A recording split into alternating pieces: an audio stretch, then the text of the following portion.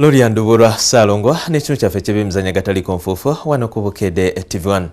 Mwazamu Uganda Premier League empira egy'enjawulo egizanyiddwa akawungeezi k'olunaku olwaleero ba champion ba season ewedde aba KCCA bongedde okwelisa enkuli. Beefunye obuwanguzi obulala olunaku olwaleero nga bameze club ya Express FC. Abala bafunye obuwanguzi olunaku olwaleero kuliko Viper Sports Club, Proline FC wamu ne Sadolin FC. Ate yo club ya URFC ne Express FC zazimu ku ttiimu ezikubiddwa akawungeezi k'olunaku olwaleero. Abasasi baffe balina ebisingawo. Newankubadde ng'enkuba esoose kufudemba mu Kampala n'emiriraano, abawagizi ba KCCA FC ne Express FC tekibalobedde kweyiwa mu bungi erugogo okuwagira ttiimu zaabwe. Enkuba etataganyizaamu enteekateeka era okkakkana ng'omupiira gugirirwako akawuwo ku ssaawa 10:50. Olubadde okutandika, bannyinimu balagiddewo nti bakime buwanguzi nga mu kitundu ekisooka Muzamiru Mutyaba ne Robert Ssentongo bateebedde KCCA FC goal ezikitadde waggulu.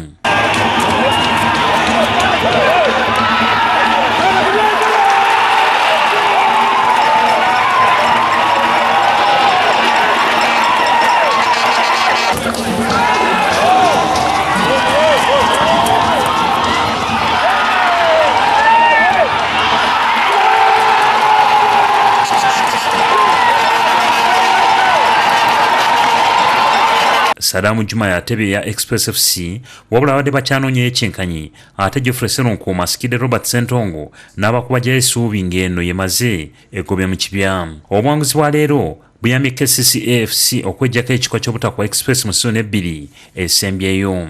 Ewankuluku Vipers SC ezemu okufuna kusanyirwa obuwanguzi nga bakubye Lweza FC ku goole mu kubeerera eteebeddwa Elisa Ssekisambo mu kitundu ekisooka.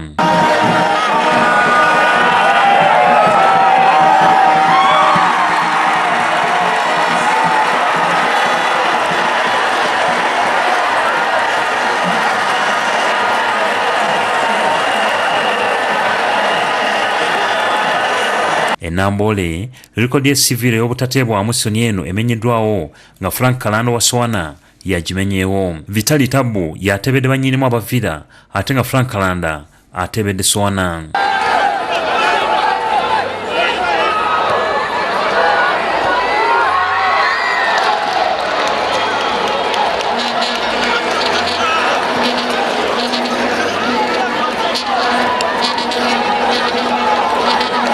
Ekakindu mu Jinja bannyinimu aba JMC Pos bongedde okuvumbeera nga bakubiddwa Proline FC ku goal 2-1. Dan Isyagi ne Idrissa Lubega be batebedde Proline goal ezijambye okufuna obuwanguzi obusoose mu liigi season eno.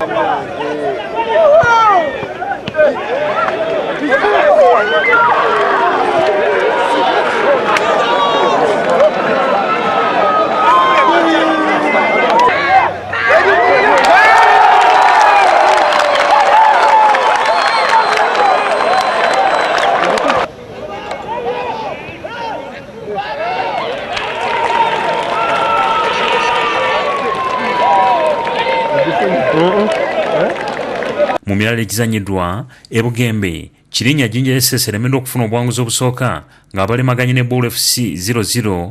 Erugazi URFC ekubiddwa Sadolin FC 2-1 ate nga Saints ekubye Police mu kubwereere ekavumba.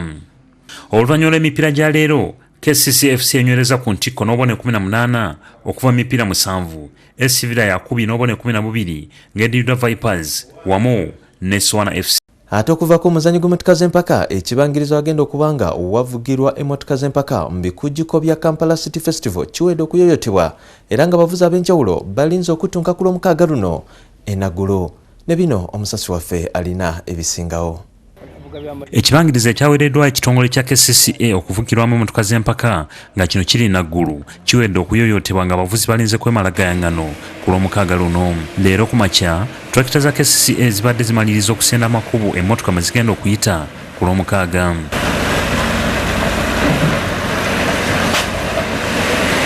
Abavuzi ab'enjawulo bakyegeza mu kibangirizi kino nga beesunga kuddamu kuvugirako mu Kampala.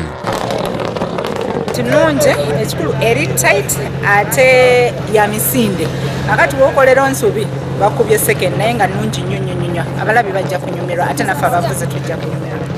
leero wano wetuvugidde kumpi ate enguudo kwegamba tezina potolo nyingi naye olina okulaga skill because kuliko tunnels nyingi.